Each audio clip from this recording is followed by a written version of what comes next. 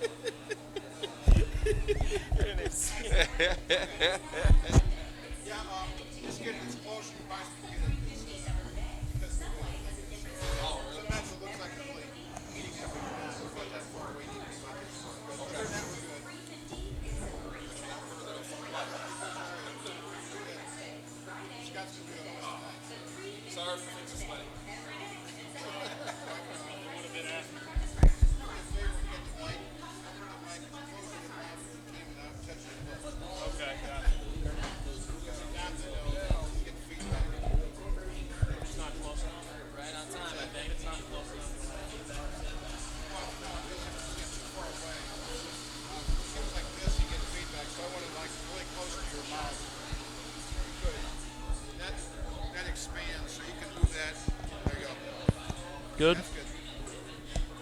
Whoa.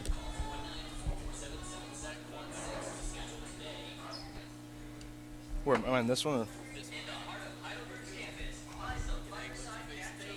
Oh.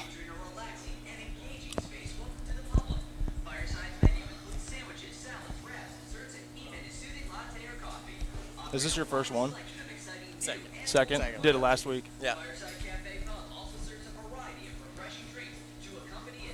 Well, 2 weeks ago, but yeah.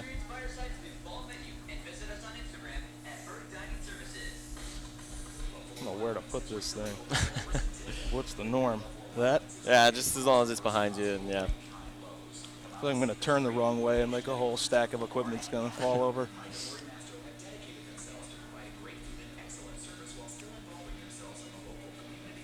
Who came last week? Just Scott?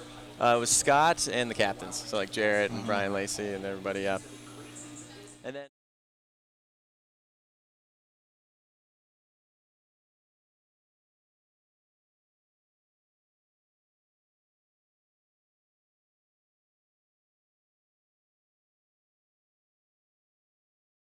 Fireside Cafe and Pub. This is the Scott Donaldson Show. On with our first guest here is Mike Coyne, co-offensive coordinator for Heidelberg and a longtime assistant coach. And Coach, one thing, looking at some of your statistics here, going through where you've worked, I see you graduated from Kentucky, and right after Kentucky, interestingly enough, you actually worked with the NFL Baltimore Ravens as an offensive assistant.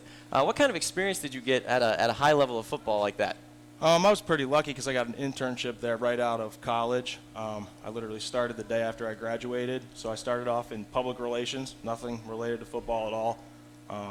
And they knew pretty early on that my intent was to try and migrate over to football at some point. So I did a summer internship in public relations. When that ended in August, they asked me to stay on for the year. At that point, I was starting to help out the coaches or scouts, you know, on the side with things. And just got very lucky that they asked me to stay on for another year, and then another year after that, I moved into coaching. Yeah, so build off of what you did in PR and everything like that, and so good experience as the Ravens. And then 2009, 2011, you served as wide receivers coach and assistant special teams coordinator at Colby College in Maine. Yep. And then you went back into the NFL realm of things and worked as a pro scout for the NFL Philadelphia Eagles. Yep, yeah, went back into scouting for a year. Earlier in my career, and honestly, all growing up, that was kind of more my intent, was to get into the personnel side of things. So after having coached for a couple of years, my wife, who was my wife now, was not at the time, but we were kind of ready to get out of freezing cold Maine as well. So made a move back to scouting for the year, and really, really missed coaching. Knew pretty early on that, oh man, now that I had coached, this is what I need to be doing. So Right. next year, jump back in. Right, there you go. And so that was your jump back in right there for the Eagles. And as a scout, obviously, it's somewhat of a high-pressure job to make those decisions, to report back as to who you think is going to be the guy who can lead the team to success. What do you look for in a professional player? What sort of talents or abilities that take them to the next level do you look for when you're scouting guys?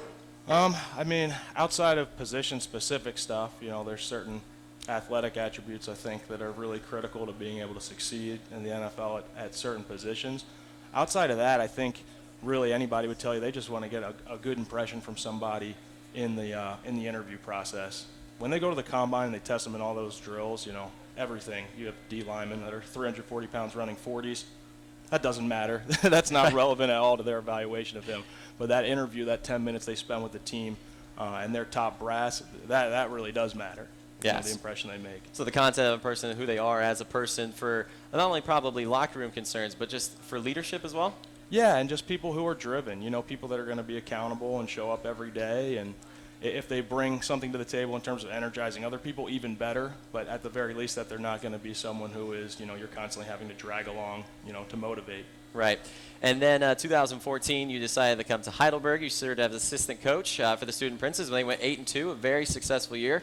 You also coached All-American wide receiver Dante Dye. Before we get into that, what led you to coming to Heidelberg? What made the decision for you?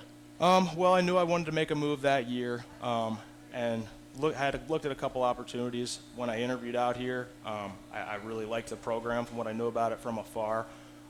Some of the coaches I'd worked with in the past kind of overlapped with some of Coach Hallett's, so coaching trees, as they usually do, had some overlap. So I'd heard really, really good things about the program here, and clearly, their recent track record showed this was definitely a program on the rise. So it was really attractive to me, and the opportunity to get back to coaching receivers was something I really wanted to do too. Right, exactly. You talked about getting back into coaching there. You coached running backs at Colby College before coming here, and then you get to coach a guy like Dante Dye, who got injured in high school and then bought into Hallett's program and that system and everything like that. And you had spent time as a pro scout before.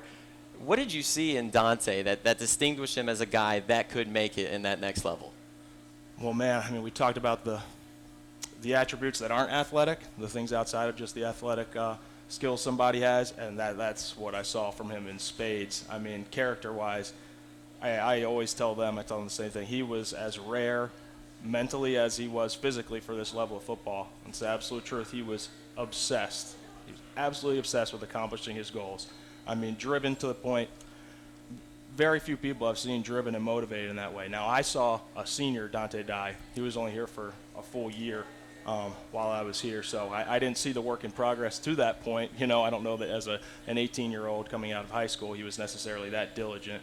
But, man, the guy in his senior year, I got here in May, so I had, that summer before the season actually started. Well, he lived up here that summer. My first day in the office, he's down in my office, I think, around probably 8 a.m. It's summer, mind you. You know what I mean? College kid. Right. Probably sleep in. He wants to know what kind of drills we're going to be running. He wants to know, my philosophy on this and that, route breaks. He wanted to hit the ground running. Didn't want anything to stop him his senior year. He was obsessed is the word I would use. He was really, really obsessed with it. Right, and when you get a guy like that on your team, on your unit, it's your first year there. He comes into your office early on a summer morning and wants to know how it's going to be run and everything like that. It also holds yourself to a high standard and know you're going to be leading a guy like that. And to a lot of success for Dante, unfortunately got cut recently, but you look at guys like that, and Coach Donaldson talked about also leading them as young men and life and everything like that. And Dante was just a class act. Oh, my God, absolutely. And like you said, really a pleasure and kind of a challenge to coach, with somebody that's that gifted at this level. It was kind of a challenge. It's somebody who cares that much and puts that much thought into it. My first year here, the 5 main receivers were all seniors, so it was an experienced crew that I was taking over, and that is a different kind of challenge than when you come somewhere and you're working with all freshmen who don't know anything different, But they were awesome. They were awesome. Right, and we're getting into this week. We have the first night game at the Castle. It's going to be at 7 o'clock against ONU, a very good team. Coach, what is the emotions going into this week for yourself and some of your guys that you're coaching right now? I think just ready, really just starting today. I think me personally, I've been starting to feel like I'm ready for kickoff, so I'm sure it's going to feel this way in 48 hours when we're waiting for the night game. This will be the first time I've ever been a part of a night game in college football, so that's pretty unique. We're excited about it. I think the kids are really, really excited about it too.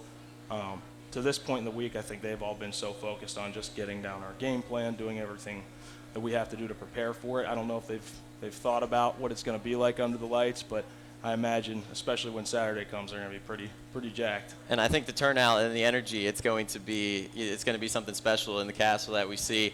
And Coach, moving on there, we've also got Scott Donaldson talked about this. You got a lot of younger players, a lot of developing talents coming up, and then you've also got great veteran leadership on the team. Mm-hmm. What do you see in your younger guys and their development, your freshmen and your sophomore on the offensive side of things and their improvements? Well, really, the class that we had last year, the three recruiting classes we've had since I've been here have all been very, very impressive skill-wise. The coaches before I got here and since I've been here have done a great job recruiting high-level athletes, especially at the skill position. So we've been really, really lucky to have some guys who have multiple guys in a freshman class who could start for most of the teams in our league, a receiver, running back. Some of them sometimes move to defense if it's too crowded on offense. The thing that sticks out really is the freshman class from last year and the year prior. You're going to talk to Demetrius and Tony here in a minute.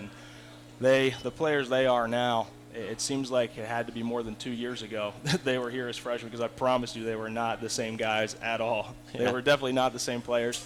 In fact, earlier this year in camp, I was talking with some of the freshmen we had now after they were kind of hitting a wall, and you could just see the discouragement starting to mount up on their end. I pulled a couple of them in the office and showed them a couple clips of film from their freshman year. I showed them their practice, some of our drill tape of these guys running routes and doing certain drills, and they could not believe it was them, because they've showed up a week ago and all these two really impressive athletes who are so confident and just making tons of plays, and their eyes are all wide. And I showed them what they looked like 2 years ago, and they really did not believe it was the same people, and you could see why, because they looked very, very different. So huge credit to them, man. They have gotten so much better in the last 2 years. Right, absolutely. And as we're looking forward, the great wide receiver core is obviously going to be key for ONU. And as we're looking forward, and you mentioned watching tape and everything like that, which I'm sure you've done plenty of this week going into the game, and probably sometimes when you can't sleep or anything like that, you just want to put on the tape. But what does ONU do defensively that you have to be ready for?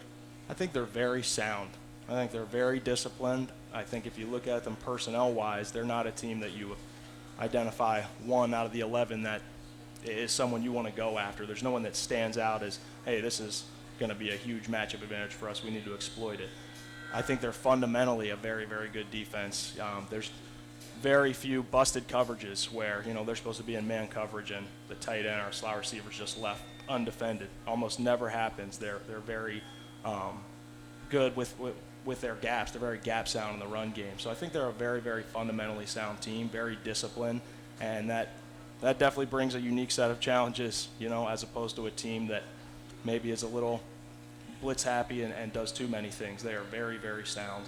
Right, so they'd be the threat with whether it be a blitz or drop you back in safety. So what sort of, and Coach Donaldson, you might give me the same answer, says you prepare every week like it's the same. Anything that ONU does that has made you prepare differently with your guys? That we would prepare differently? No, hate to give you the boring answer, but honestly, no, nothing really changes the way that you go through your week. Your week is kind of a set protocol you go through preparing, and it's been the same this week. Right.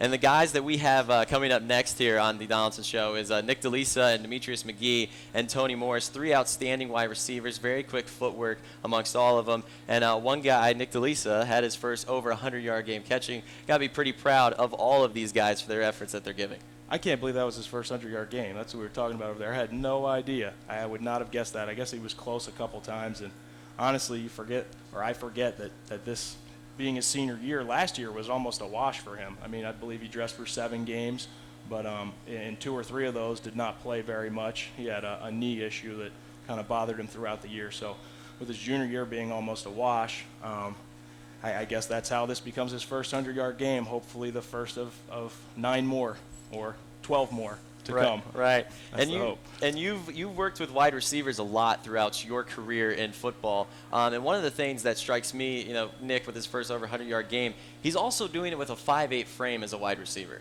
And what is that? That to me, watching it, is extremely impressive for a guy that is 5'8" to run those routes, everything like that. What do you see in Nick that allows him to, even with that frame, be so successful at the wide receiver position? Yeah, I mean, his size, you never watch film of him, whether it's in practice or in a game, in the last 3 years where I've thought his size or lack of thereof is a disadvantage for him. It never even crosses your mind. He is just so natural. Natural's the first word that comes to my mind for him as a football player. And really, I will totally undersell myself as a coach because he's a guy who barely needs to be coached. When you do give him a coaching point, you feel like the best coach in the world because he immediately translates exactly what you wanted. He knows exactly what you were picturing, what you want out of him. He's got a crazy ability to translate what you're telling him into the physical action. It's really, really impressive. Absolutely. All right, well, Coach, thank you very much for joining us, and best of luck as you take ONU on in that first conference game in the OAC, and Thank you. defend the castle there at the first night game. Appreciate it. My pleasure. Absolutely. Coach Mike Coyne, thank you, the co-offensive coordinator. Thank you for joining us. And when we come back, we are going to have the wide receiver core for Heidelberg on the Donaldson Show. It's Nick DeLisa, Demetrius McGee, and Tony Morris that you will hear from next, here from the Fireside Cafe and Pub for the Scott Donaldson Show on WTTF AM 1600, FM 93.3, and on the web at WTTF.com.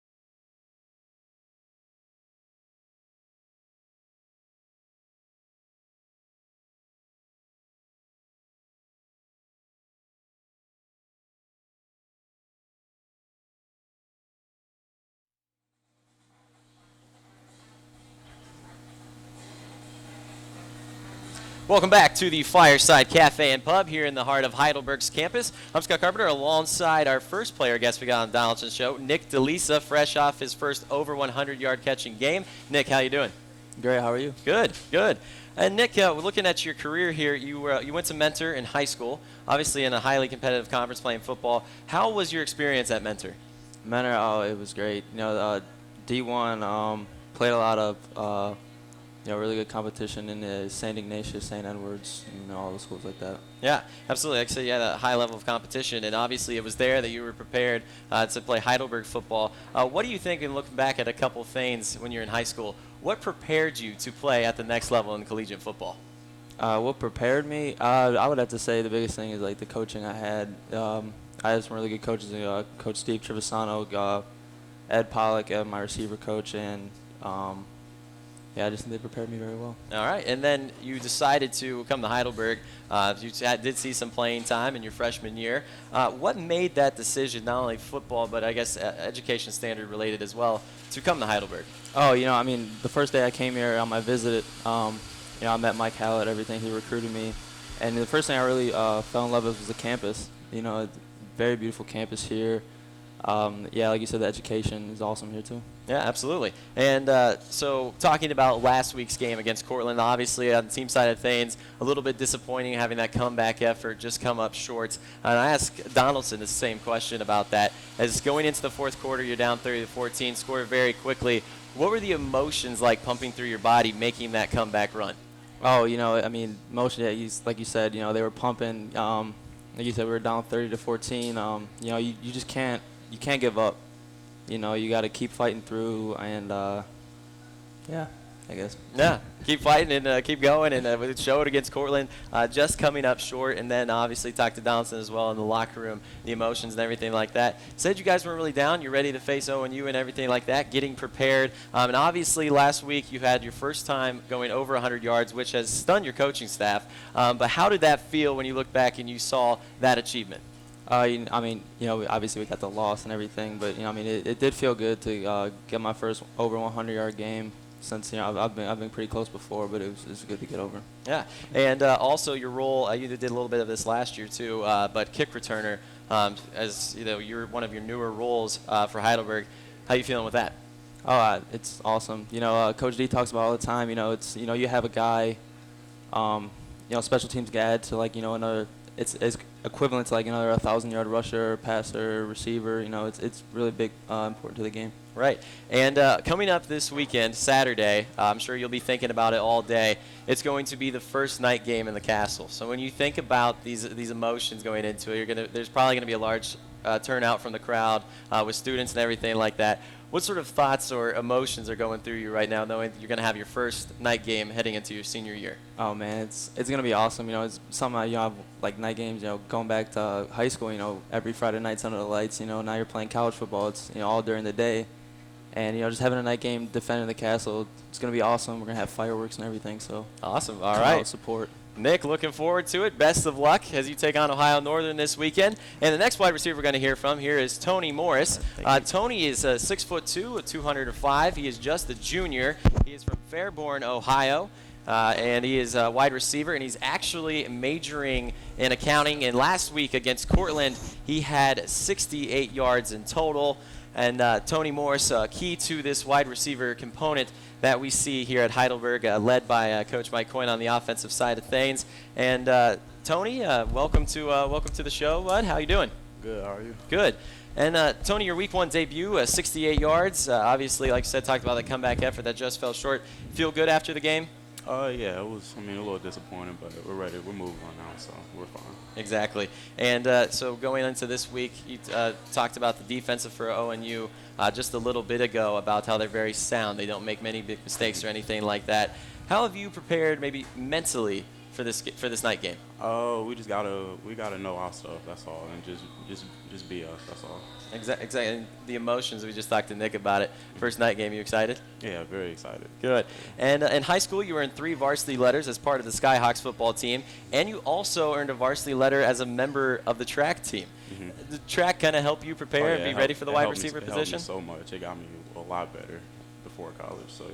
With quick feet and everything like that. And this season, your experience, you got 9 games last year that you were a part of, got some time in. This year, you're one of the starting guys. And how does it feel going into that with those sort of expectations or anything like that? It's good. Just opportunity to make more plays. That's all.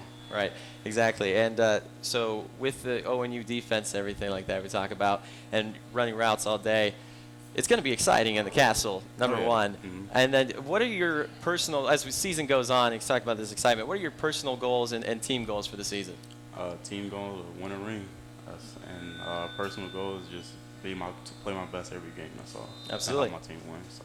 All right, Tony. Well, thank you very much, and best of luck as you take Right. ONU on Saturday. And the last wide receiver we're going to hear from here is Demetrius McGee. He is a junior at 6'2", 210 pounds from Rochester Hills, Michigan. He's a wide receiver, and he's majoring in business administration. Demetrius McGee, somebody who the wide receiver unit looks to a lot. He started all 10 of his games as a sophomore. He was named second team All-OAC last year. Demetrius, you go by D as well, right? Yep. All right. And so you started all 10 games as a sophomore. You had an incredibly successful season last year. I kind of asked Tony the same thing. How do you go into week by week knowing that defensive units will be targeting you and looking at you and trying to lock you down? I don't really do too much. You just keep practicing like we've been practicing for every other team, prepare And the same way. And coming from last week, you had 81 yards, and then we talked about that comeback effort and everything like that. What were the emotions that you felt after that game? I didn't feel too good. I felt like I could have played a little bit better. So. All right. And so just to ask Tony the same question, but any sort of personal or team goals that you have for this upcoming season? Team goals, same goal. We all had the same goal. We want to get a ring. And personal goal, same thing. I just want to play the best for my team so we get a dub. Right. All right. And Coach Scott Donaldson talked about the fun in the locker room, and that for the main thing it is to be fun. And you guys look like you enjoyed yourselves on Saturday. Describe this team, and it does look like a fun team. Describe the interactions in the locker room and those kind of things that keep the game fun.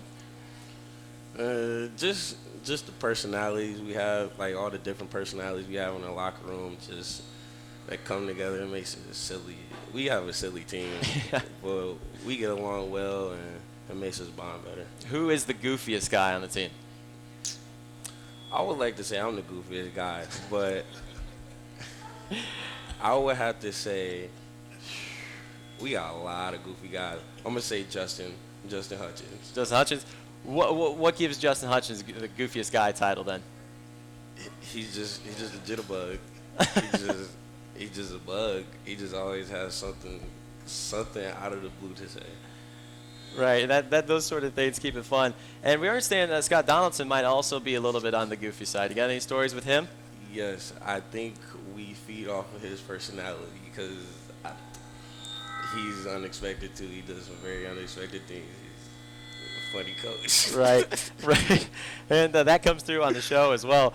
But, you talk about, week in and week out, it is such a mentally tasking thing. You're watching film, you're going to practice, you're doing everything that you can to put into the 3.5 hours that go in towards getting a win. And having guys around you who care for your success as much as their own, it's crucial when you talk about the personal experience and the fun and everything like that.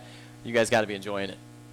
Yeah, really just come from our coach. He always teaches us to be leaders and stuff, and we all feed off of that, and we all try to just bond as best we can to become the best team we can.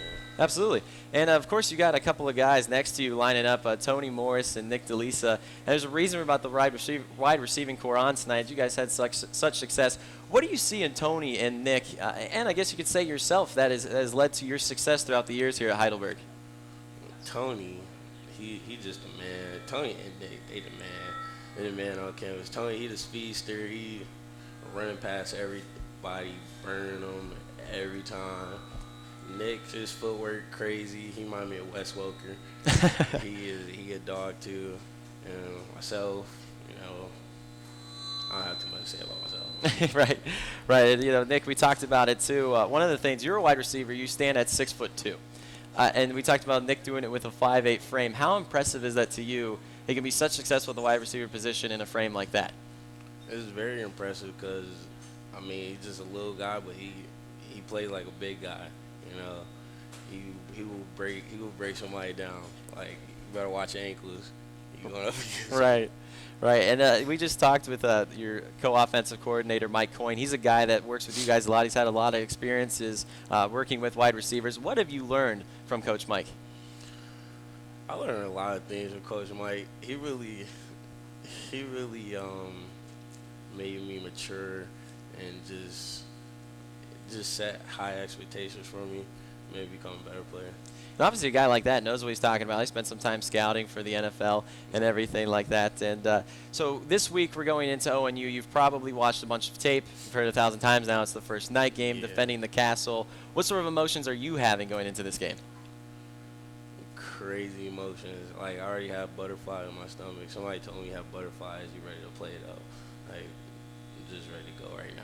Yeah, it's probably pretty amped up, ready to go. We got walkthrough tomorrow and everything like that. Demetrius, thank you for coming on. I wish you the best of luck against ONU as well. And we're going to come back here on the Donaldson Show. We're going to be alongside Scott Donaldson again. He's going to give us an insight into this week versus ONU preparation and everything like that. And he's coming up next here on the Scott Donaldson Show on WTTF AM 1600, FM 93.3, and on the web at WTTF.com.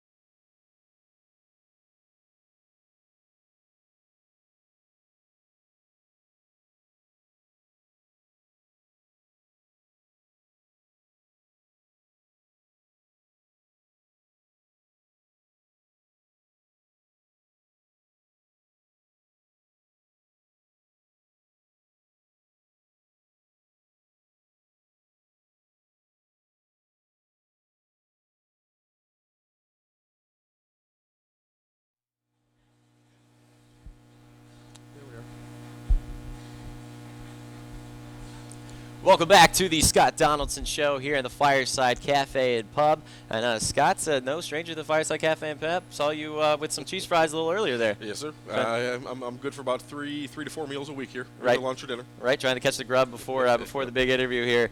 Last time we had you on just a little bit ago, you were talking about all about the Cortland game and some of the X's and the O's and the emotional factors that went with it. This one in preparation for ONU. Asked Mike the same thing. What sticks when you watch ONU on tape? A very disciplined team, a playoff team last year. What sticks out to you that they do that makes them continuously a successful team? Well, to have that kind of continued success, you have to have great coaching, and they absolutely do. Ohio Northern is an extremely well-coached team, not unlike everyone in the OAC, but especially them. They've done some great things there with some not always the best talent. Now, don't get me wrong, that's different this year. They have great talent, just like they had last year. But they're such a disciplined team. They're such a well-coached team, not just technique-wise, but schematically. They're sometimes it seems like they're one step ahead now and again. Right. Coach Paul, who is a friend, he's done a great job with that, and his staff does a great job too. And that's the only way you can have continued success, especially in this conference, is to make sure you have great coaching and great recruiting. Yes, and all of these OAC intense matchups are starting this week for you. And I've said it once or twice here, but with first night game at the Berg, 7 o'clock at the Castle on Saturday night, the energy in that place is going to be unreal. A lot of students expected to turn out and everything like that.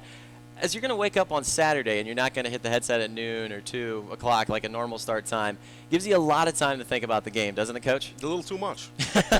Honestly, that's the one reason college coaches really, most of the time, aren't a fan of night games, is because you have all day. You have all day, and it's different than in high school, where in high school, you get a Friday night game, all Friday you're going to school. Right. You're in classes, you're going to school.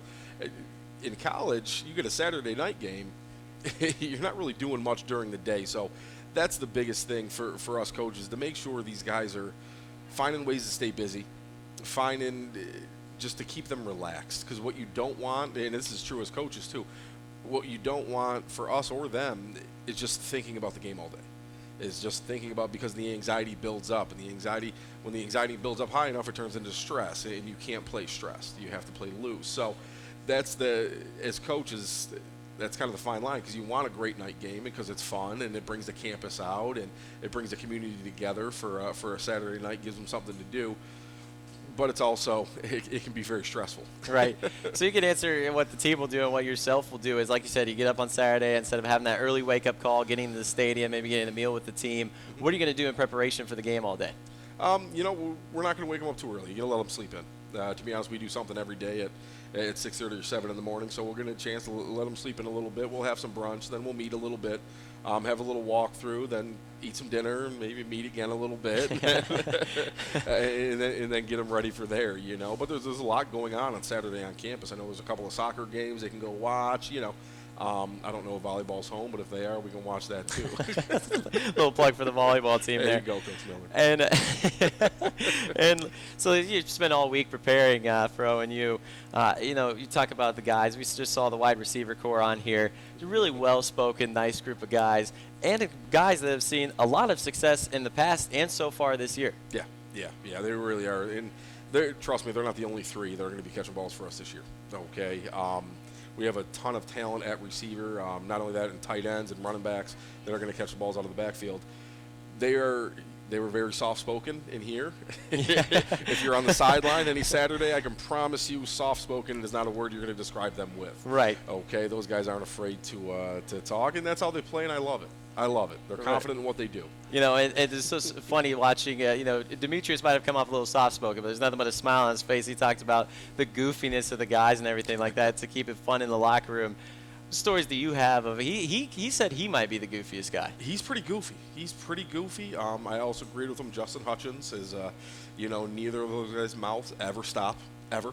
they're always going, and that's, I love that. And kind of like Dee said, that is my personality too. I want to have fun. Right. You'll see we have music going in practice at all times. I'm dancing probably 90% of practice.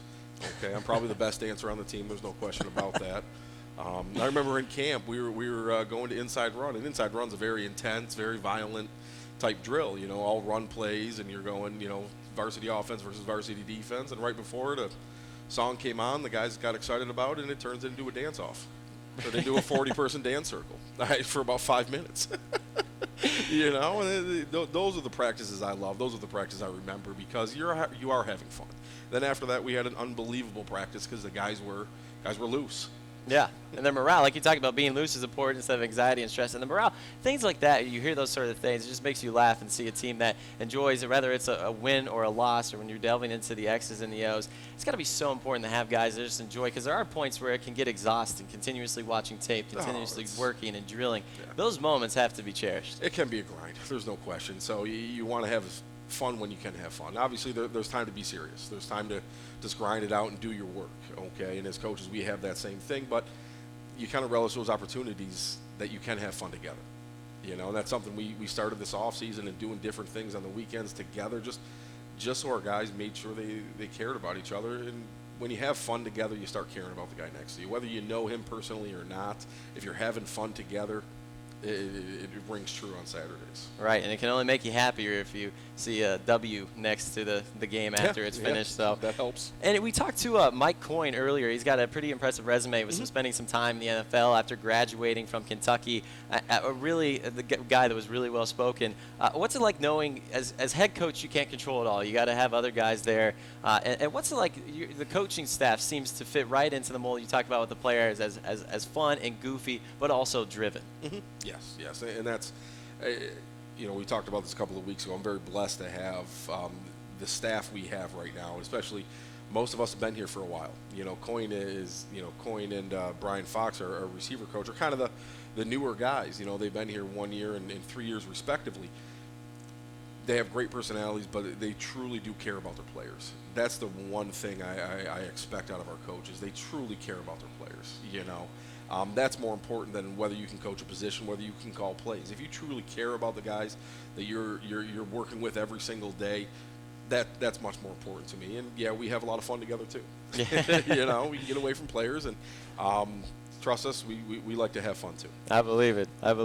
And guys like that we talk about, so crucial to obviously enjoying success and everything like that. But one of the stories that stuck out with me about Mike that he talked about the most was the success in the player. It was in that meeting where you get to know them. Yes. Not just their speed and the combine or anything like that, where you get to know them. And he talked about that's what Dante Dye had. Mm-hmm. We look at this unit, you got a lot of guys that probably have the same thing, and it also pushes you to coach, to be your best, to give the best efforts to them to grow and develop as a man and as a player. Yeah. You want to give their best to.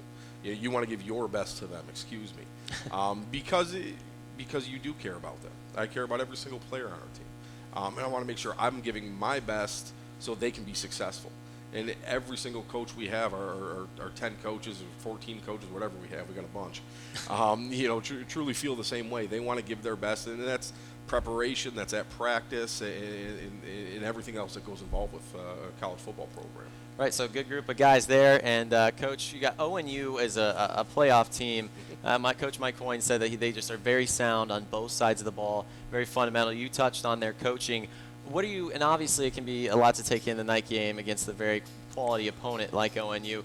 What are you looking for your guys in that game? I think you're going to see a lot of aggressiveness, offensively and defensively and special teams. You're going to see a lot of guys flying around. There's no question. Again, because it is the night game, there's going to be a little added juice, as we call it. And I think you're going to see some aggressive play calling on both sides of the ball. We're going to take our shots when they're available, and I think athletically we match up extremely well with them. They have a relatively new offensive line. We have an experienced and pretty scary defensive line sometimes. Once those guys get rolling, you saw that against Cortland. And it's the same thing with their secondary and our receivers. I think we match up very well with them. And they have some great players. There's no question. They have some great players. Their quarterback they have is that kid's got an NFL arm. He's only a sophomore. He played against us last year. He has got an absolute cannon.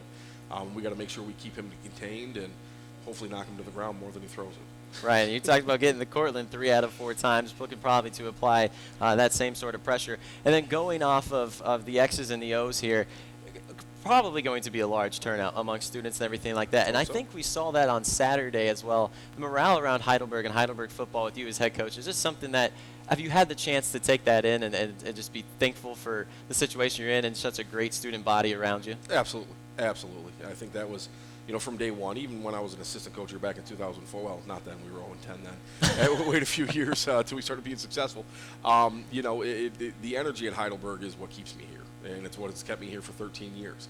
It's a great energy. We saw it today when we had, Captain James Lovell speak to the entire student body and the faculty and staff, and the energy is phenomenal. I'll say it, we were hyped.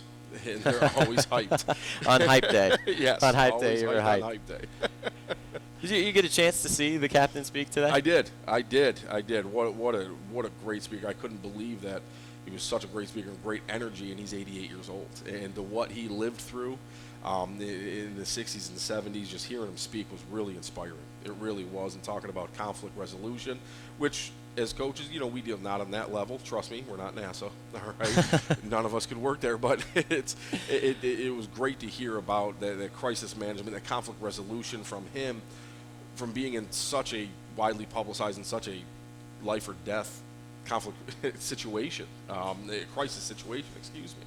Yeah. So seeing him was absolutely really an experience I'll remember the rest of my life. Didn't get to see him, but they talked about he was speaking on conflict management. I say a guy that's probably pretty good at conflict management, knowing that he took in a broken spacecraft and landed it.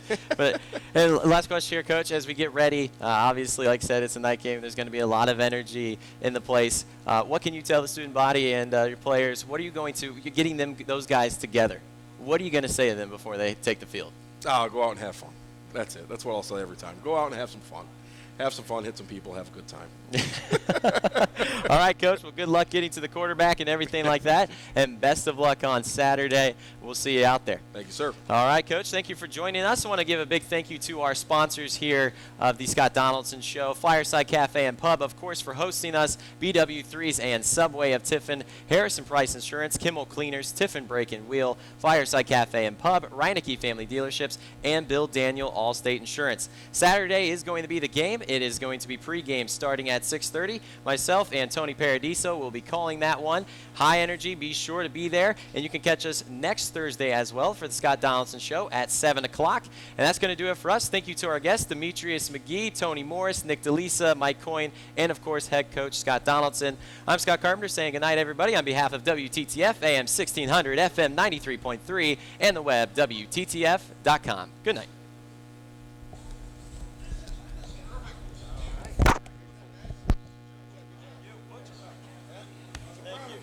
Practice. All right, go get him. All right, thanks, Scott. Yep. Scott and Scott. All right, have a good one. See you next week. Okay. Good job, Scott. Thank you. Best of luck, Coach.